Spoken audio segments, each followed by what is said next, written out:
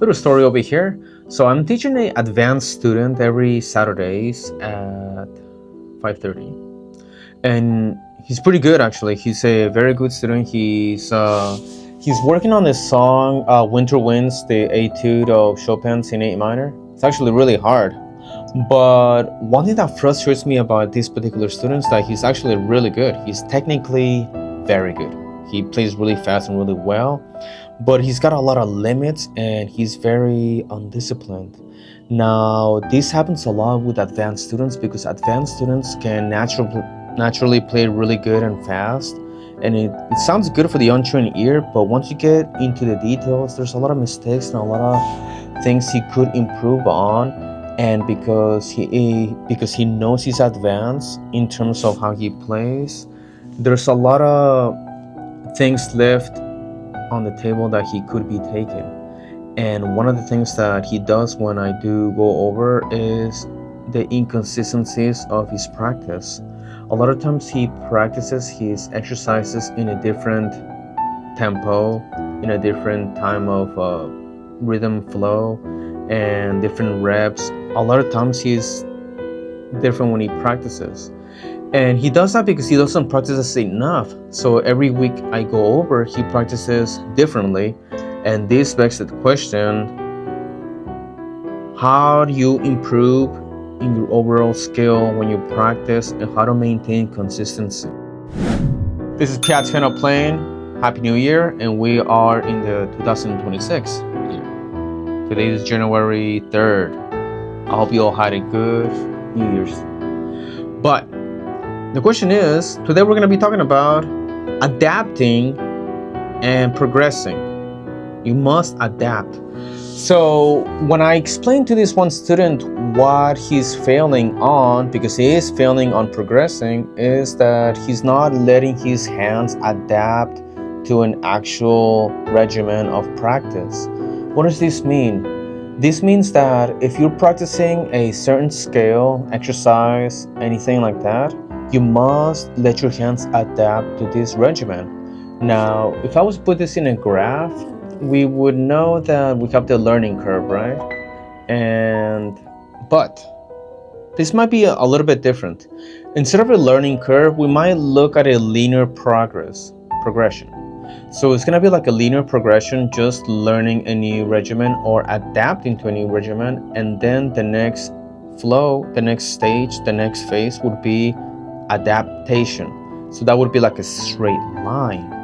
Now, if I was to put this in the context of something simple like an exercise, let's say that, and I will have to partly talk about the virtuoso, just the virtuoso exercises from Hanens, just to put it into some context.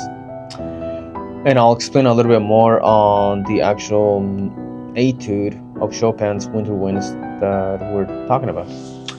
So I'll put my student into this as an example. So let's say that you're practicing the virtuoso number 1 at 100 beats per minute as eighth notes, and you don't know how to do it well, or you feel like you already know it, so you're doing it differently the next week, but your hands just cannot adapt to that. So always remember that when you're practicing something, you should be tracking it down. And what does this mean? You want to write down what measures you're working on and on what time signature and on what tempo number, say 100.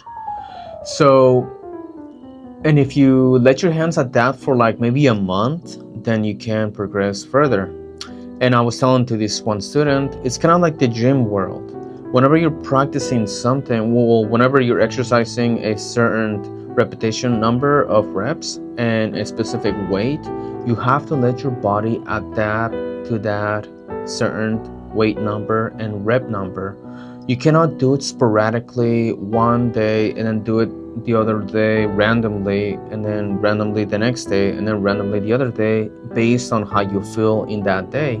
And this happens a lot with piano playing, because playing an instrument is very emotional. There's like an emotional connection to what you're doing. And some days you just may feel different about the exercise or the song, and some days you may feel in another way different. And based on those feelings, sometimes you let those feelings guide and dictate how you practice. And this is actually a bad thing, because you do not let your hands adapt to a certain baseline. Now, if you go about it this way, and many advanced students kind of fall into this circular stagnation of practicing very good. I mean, they're good at playing, but they don't progress. They just stay in the same loop of like, oh, now I'm playing it better, but then, oh, okay, now I'm playing it slow, and then I'm playing it better, then I'm playing it slow, and they never really let their hands adapt. And it's very easy to fall into this because, one, you know you're good, so it's really hard to take any advices from anyone else. And two, because you are good, you stay away from anything that can be difficult, even if it's slower, because sometimes playing slow, it's actually more difficult than playing fast.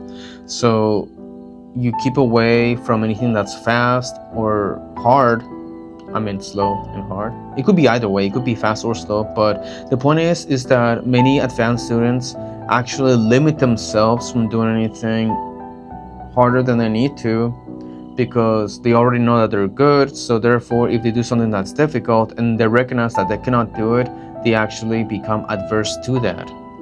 So what's the deal here? What do we do? You gotta track down what you do in terms of your practice.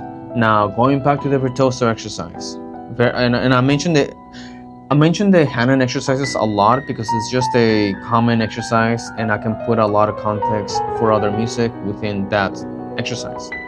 Let's say that you're practicing the hand virtuoso number 1 at 100 beats per minute as 8 notes and 2 times in a row.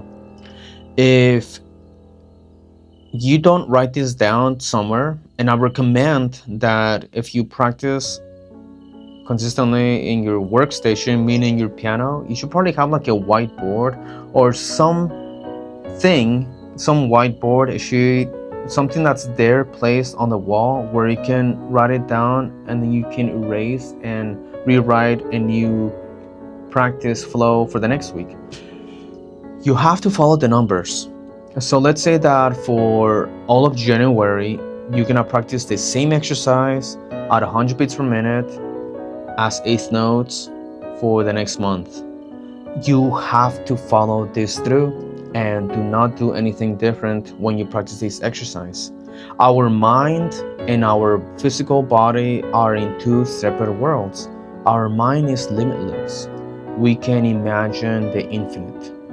And our hands are limited. We are in a physical reality. These are very obvious things, but we do not make those connections because we are in a intertwined reality of both of those things. So we understand patterns more than our physical hands can when we're learning something new. A lot of advanced students, they understand their patterns that they're doing, but their hands need to keep up, and they have to remind themselves to either slow down or maintain the numbers, adapt, letting the hands adapt. Now, let's say that, again, you're on the virtuoso number 1 and you're playing it as 8 notes in 100 beats per minute. You cannot allow yourself to bump it up to 120 beats per minute the next day or the next week or whenever you just feel like it, because the way you feel like it might not be the way your hands are in that current state. So write it down. Let the hands adapt for a month or so, roughly speaking. And then after the month, and you can start bringing it up. Oh, well, now I'm gonna bring it up to 120. And for the next month, you do it only in 120. And then for the next month, you're gonna be, well, now I'm gonna do it for 120. That really adds up to your progress, and you are going to see your physical hands adapt. This is really good for 2 reasons. One is because obviously now you're letting your hands adapt and you become better in your practice. But 2, and this is really important, is that whenever we practice something, like a new exercise or something like that, our mind kind of makes it seem like it takes longer than it needs to because it's difficult. Whenever we do something that's difficult, our mind kind of tricks us into thinking that it's longer than what actually really is. But if you stick with the numbers, and I didn't add this earlier, but you should really do this. You should really time yourself on how long it takes you to do this certain song or certain exercise, because chances are, let's say that you're playing a section of this of a song. For example, measures 5 to 8 of the Winter Winds Etude of Chopin. And I'll put this into example, so I'll do my best to remember the details here because it's written at his house. But he's practicing measures 5 through 8 as quarter notes at 80 beats per minute, 3/4. And he needs to do 8 repetitions before he can do it at 100 beats per minute. And it takes 10 minutes to do 8 reps. 10 minutes. But it actually feels like 30 minutes because it's very slow and it's very exhausting, but the hands need that regimen. I don't even play this song, but I'm using the same principles of progress in this exercise. Well, it's not an exercise, but we're looking at these measures as an exercise because an etude is a study of a certain technique. And in this case, you can kind of think about it as an exercise. But what I can say is that I'm also working with another student playing a Chopin Nocturne, the C sharp Nocturne. This is very popular. You know, this one.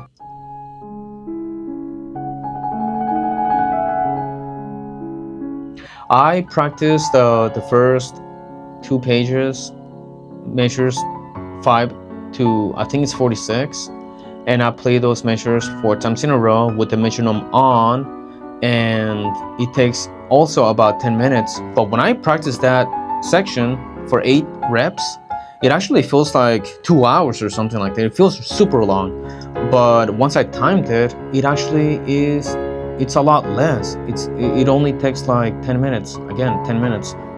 I take like 10-minute bathroom breaks sometimes because I'm on my phone. But that makes me think 10 minutes is nothing.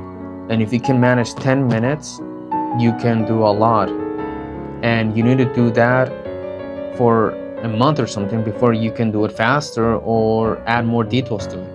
You have to let your hands adapt. Adaptation is the word here, and that's what I told my student. The word of this week is adaptation. You have to adapt. You have to let your hands adapt. You know the patterns mentally, but the hands need to adapt to that. So overall, I would say this. Whenever you're practicing an exercise or a song, track down, first of all, divide. If we're talking about an exercise, track down what tempo you're practicing it on and how many reps and what kind of rhythmic values you're doing them. Are you doing them in quarter notes or eighth notes or 16 notes? Track it down, write it down. The next day, you're gonna stick to those numbers. The next day, you're gonna do the same. And you're gonna do it the same.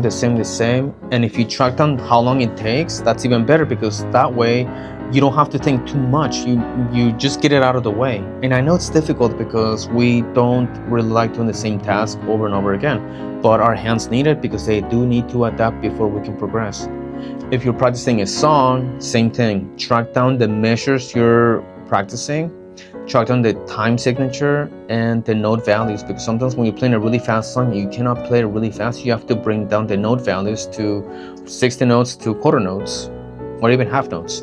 And if you time it, that's even better because now you can be like, okay, all I need to do is follow the numbers and that's it. No more, no less. Let your hands adapt, okay? Now, let me know if you have any questions on this topic because it's kind of weird. I don't ever hear piano teachers talk about this aspect of practicing, but if you have any questions on clarification on all this, let me know. And also you can give a comment on what you think and how you practice this flow, because it is very important, and the people that suffer through this most are advanced students. And if you're an advanced student, let me know how you go about it, because a lot of times advanced students tend to be the most undisciplined because they know they're good and therefore they are risk averse. They don't want to take the risk of practicing anything that's difficult or new because it contradicts their notion that they're actually good. So leave a comment, share and subscribe, and I will see you on the next video. Thank you for watching.